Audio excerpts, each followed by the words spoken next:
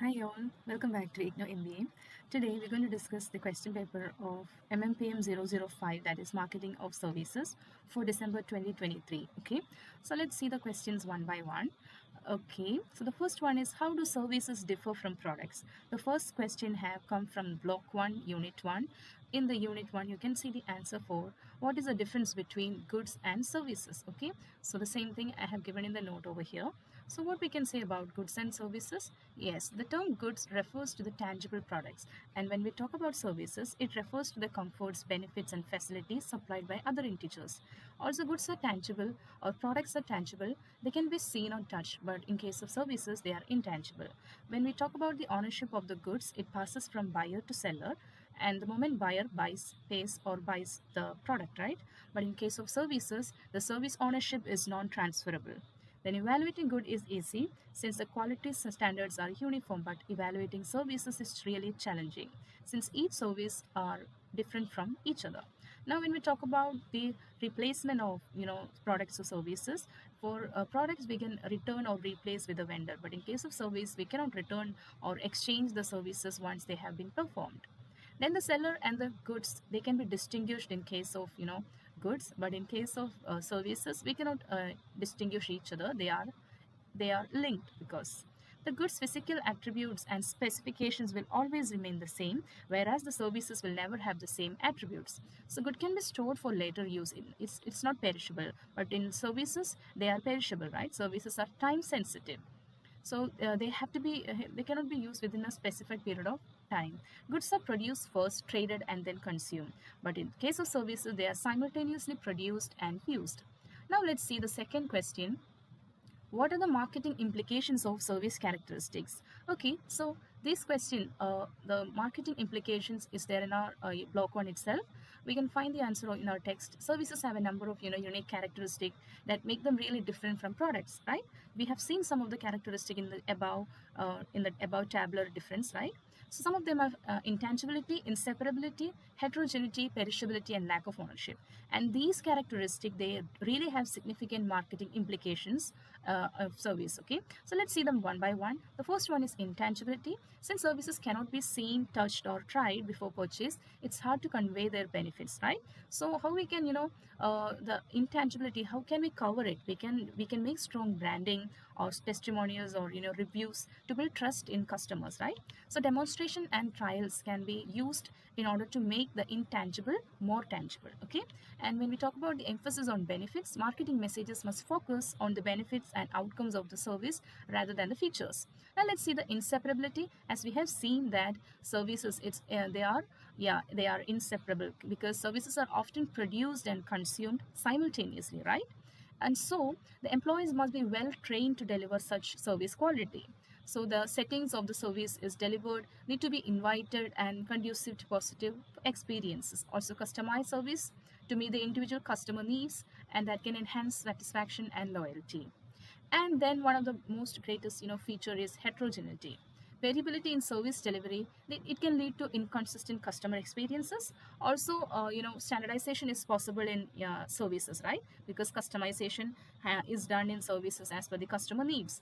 So you should implement robust feedback mechanism so that you can make continuous improvement in the quality control of the services. Next one is perishability.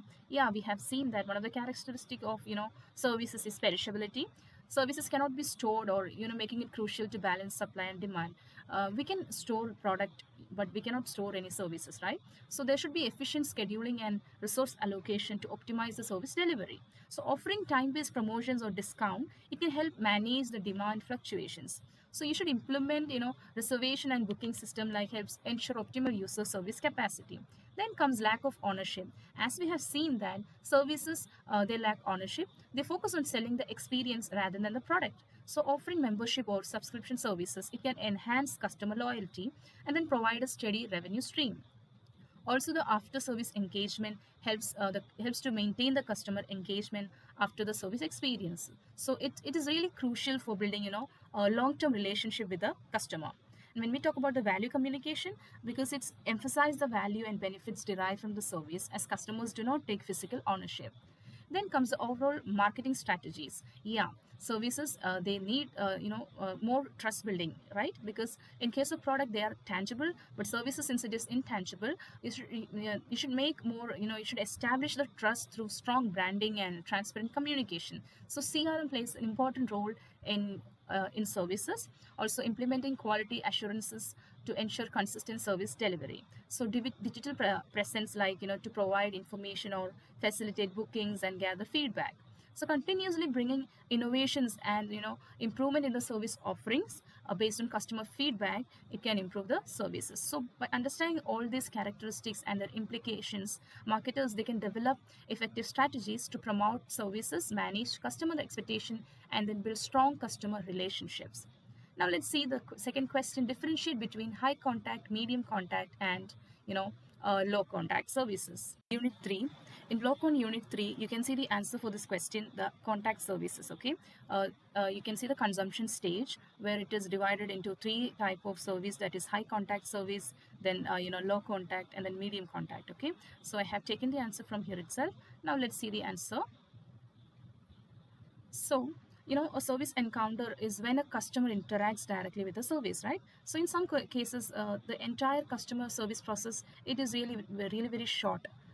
Like in a single encounter, it includes placing the order, making a payment, and then finishing the service delivery. But in some cases, it's not the same. Some level of customer involvement in service delivery is required in many of the services that involve direct interaction between customers and service provider. So the level of such participation of customer and the services, it can be broadly classified as high contact services, medium contact services, or then low contact services. So for the ease of understanding, I have given the difference between them in a tabular format. So the first point we can take is level of interaction. So in high contact services, there is frequent and direct interaction between the provider and the customer. But in case of medium contact services, the interaction is moderate, means some direct involvement is there. But in case of low contact services, there is minimal or no direct interaction between the customer and the service provider. And the second point is customer presence. So customer present is present during the service delivery in a high contact services, but in a medium contact service, the customer may be present for part of the service. And in low contact service, the service often delivered within the customer without the customer presence. Okay. Then comes the personalization. In high contact service, it's highly personalized to meet the customer or the individual needs. And in a case of medium contact service, it's somewhat personalized. And when we talk about the less contact service, it's often standardized. It's less personalization. And service environment is one of the main point. Atmosphere and physical environment is really very crucial in high contact service. But in the medium contact service, it's somewhat important, but not that much crucial like that of a high contact service. And when we talk about the low contact service, the environment often is irrelevant, or the environment is in the most cases it's online services. We can give the examples for high contact services: healthcare, hospital, or hospitality like hotels and fine dining and all. And in case of medium, we can say the example as education or banking or retail department or such examples. And in case of low contact service, online services like streaming, e-commerce, electricity, water, all the postal services, these are included, or we can say these are the examples of low contact services. So what we can tell a few differences between these contact services, we can say like high contact service, they require a very frequent interaction, and the services are personalized or customized, and it emphasizes the physical environment. Whereas the medium contact service, they involve moderate interaction and partial presence of customer, and then some degree of personalization. But in low contact service, there is really very minimal interaction, often no customer presence, and may rely heavily on automation and standardized processes. So that's what this table is all about. Now let's see the next question. How are people's role differ in these services? Explain with examples. That means in these role means in these services means the high contact, the medium, and the low contact services. How are the people's roles differ? What are the different roles? Now let's see the role of people in services. It can vary significantly based on the type of service and the level of interaction involved. So let's see each role. The first one is the specifier. So the role means the specifier is the person who defines the service requirement or specifies what needs to be done. So they articulate the needs, preferences, and expectation to the service provider. We can give the examples like healthcare. A patient specifies the symptoms and concerns to a doctor during a medical consultation. And you can also give an example of education where a student specifies their course preferences and academic goals during enrollment. And then comes the low contact service. In case of low contact service, you can say like a customer specifies the product preferences and delivery details when placing an order online. Then comes the role as the transferer. Who is the transferer? The transferer is responsible for physically or virtually transferring the resources or the information necessary for the service delivery. For example, in case of high contact service, we can take the example of hospitality in a hotel where guests transfer their luggage to the bellhop upon arrival. And in case of medium contact service, we can take the example of banking, where a customer transfer funds from their account to another account using online banking. And for low contact service, we can give the example of online learning, where students transform their completed assignments electronically to the instructor through a learning management system. Then comes the role of the abandoner. Who is the abandoner? He decides to stop or withdraw from the service interaction or relationship before it is completed or terminated. In case of high contact, medium contact, and low contact service, you can give examples as personal training, telecommunication, and then online subscriptions. Then the role is of the co-producer. Who is for co-producer? The person who actively participates in the service delivery process, who contribute his efforts, resources, or expertise along the service provider. That person is called the co-producer in the service sector. So, for example, we can give for the different contact services. In the high contact, we can give the example as education, where a student collaborate with a tutor during a tutoring session to solve some complex problems. In case of medium contact service, you can give the example of home renovation, where a homeowner, he works closely with the contractors to remodel his kitchen, making decisions on materials and design. Low contact service are, you can give an example of software development, where a client works with the software development team to produce or to provide, feedback and testing during the development of a new application. Then comes the role of the co-user. The co-user plays a very important role. He shares the service experience with others or collaborates with other users to achieve a common goal. For example, we can give in high contact services tourism, and in medium contact service, you can give the example of social media, where this person or a co-user, he social media platform, he can use the interaction between them or share content and engage in discussions. For in case of low contact service, ride sharing, passengers co-use or ride sharing services by sharing a ride and splitting the cost with others traveling in the same direction. So these roles, these illustrate how individuals contribute and engage with the services with different level of interaction. So by understanding these roles, helps the service providers tailor their offerings and then interactions to better meet the customer needs and enhance the overall satisfaction. Now let's see the third question. Describe the gap model and explain the significance of the 5 gaps that the model identities.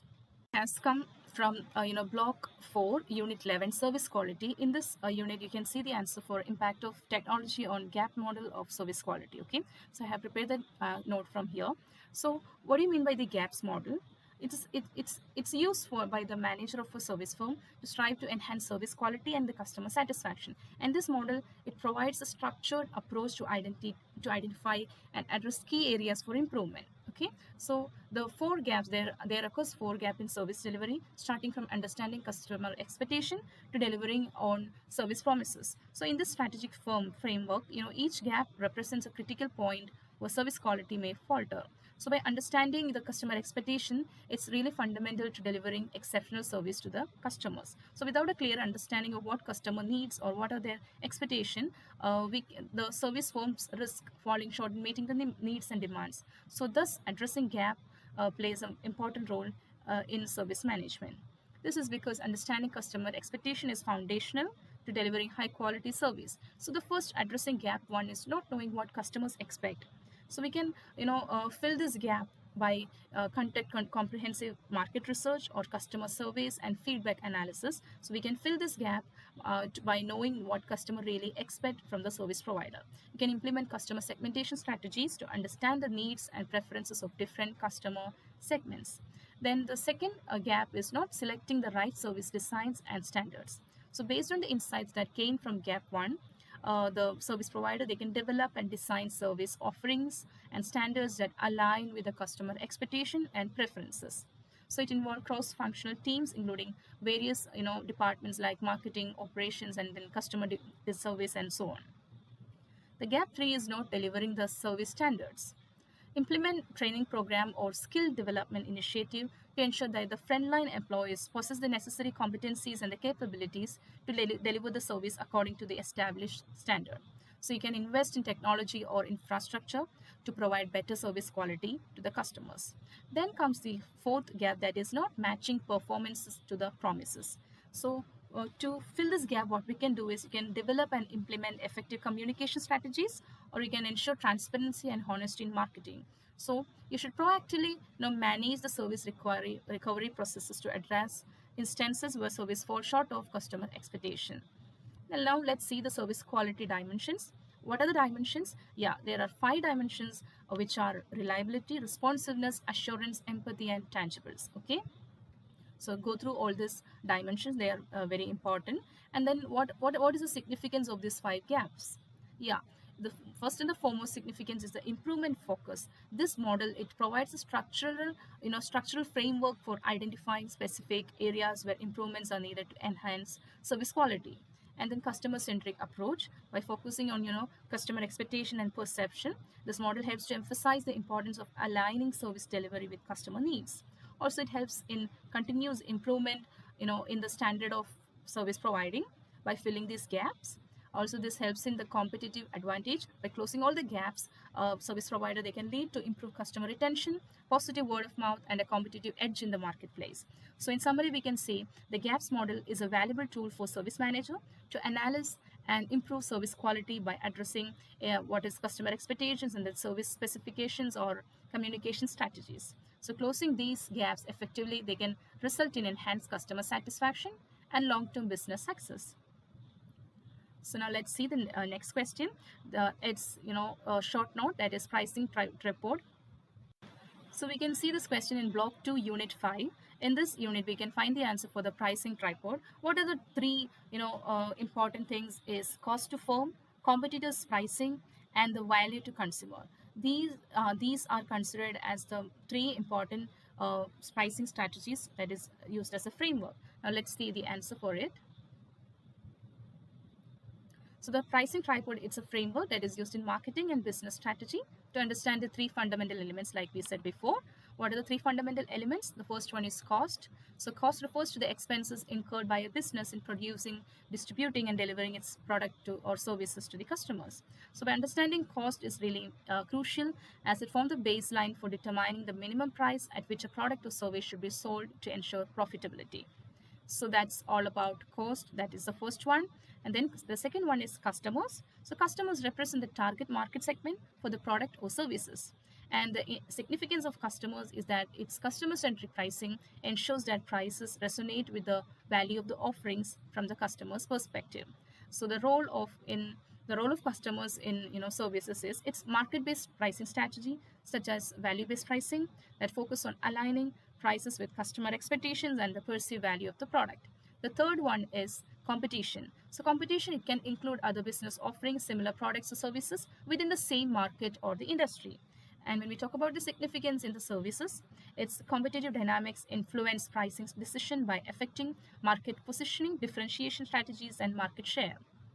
Then what are the integration and the application of these 3? Let's see. The cost, then we have seen the customer, and competition. What are the integration and application? So the successful pricing strategy often involve balancing all these 3 elements: the cost, customer, and competitive dynamics. So dynamic nature, the pricing decision should be dynamic, since the changes in cost or customer preferences and competitive moves over time.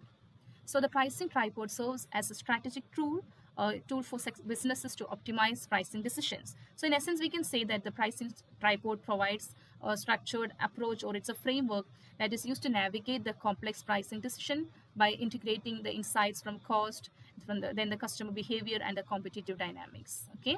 Now let's see what's the second short note: role of physical evidence in marketing of services. Let's see the role of physical evidence. So the physical evidence is play a crucial role in the marketing of services due to its intangible nature. So the first one is shaping first impression. So physical evidence such as the appearance of facilities, staff uniforms, and promotional materials, it significantly influences the first impression customers get from a service. So first impressions are really very critical, as they can set the tone for the entire service experience. So an example is given here, like an ambience of a five-star hotel lobby can immediately convey a sense of high quality and exclusivity of arriving guests. Then comes the managing trust. Physical evidence helps in building and managing trust, especially in services where customers cannot evaluate the customer or the service beforehand. So that can say the example of medical clinics where they display certifications, awards, and hygienic conditions that can help, to build a trust in the mind of patients, the quality of the healthcare services that they provide.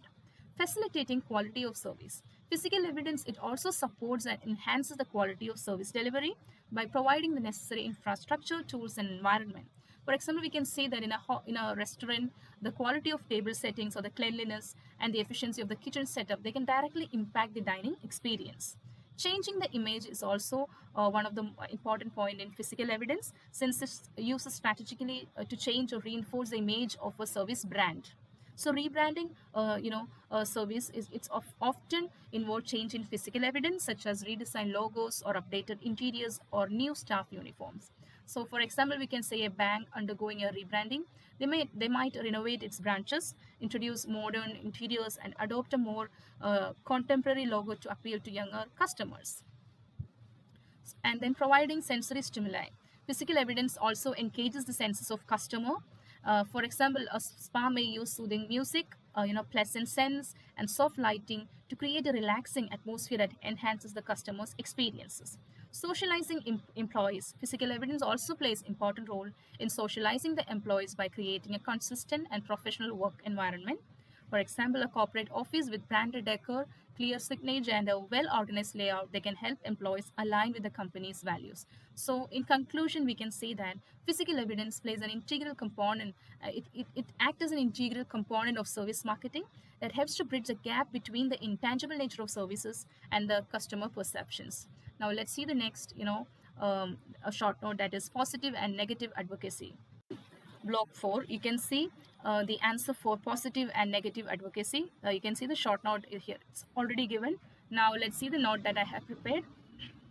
So brand advocacy, it's crucial in understanding customer loyalty and the overall perception of a brand. So the three groups based on the likelihood to recommend a brand are promoters, passives, and detractors. So the NPS is calculated by subtracting the percentage of detractors from the percentage of promoters. Negative positive advocacy. NPS, it is useful for tracking the metrics and the customer attitude by using a single subtraction metric. So what's the importance of this advocacy? It's that the dynamic between positive and negative advocacy, it's significant for several reasons. The first one is market polarization. What is market polarization? It's a stage where brands with a strong identity and clear positioning often polarize the market. This means, for example, we can see the well-known brands like McDonald's and Starbucks, they have nearly balanced ratios of lovers and haters, indicating strong brand character and identity. That's what market polarization is. And then is the engagement and conversation, both positive and negative advocacy that can stimulate brand-related conversation. Authenticity and trust, brand that remains true to their core values and target segment may have customers while fostering strong loyalty among others.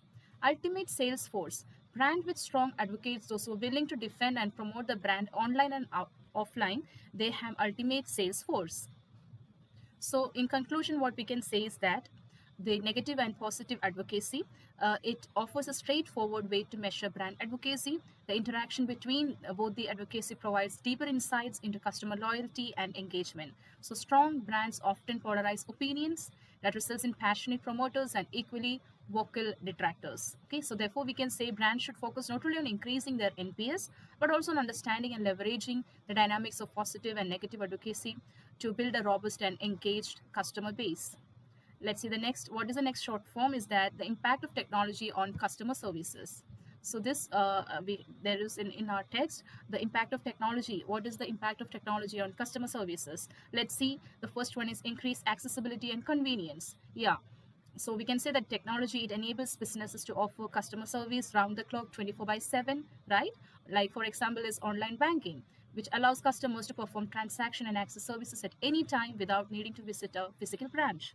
Then enhanced communication channels. We have multiple platforms, so that so this plays an important role in services. Customers can now communicate with businesses through various channels like social media, live chat, email, and mobile apps. So companies use these platforms like Facebook or Twitter for customer support, providing quick and accessible help.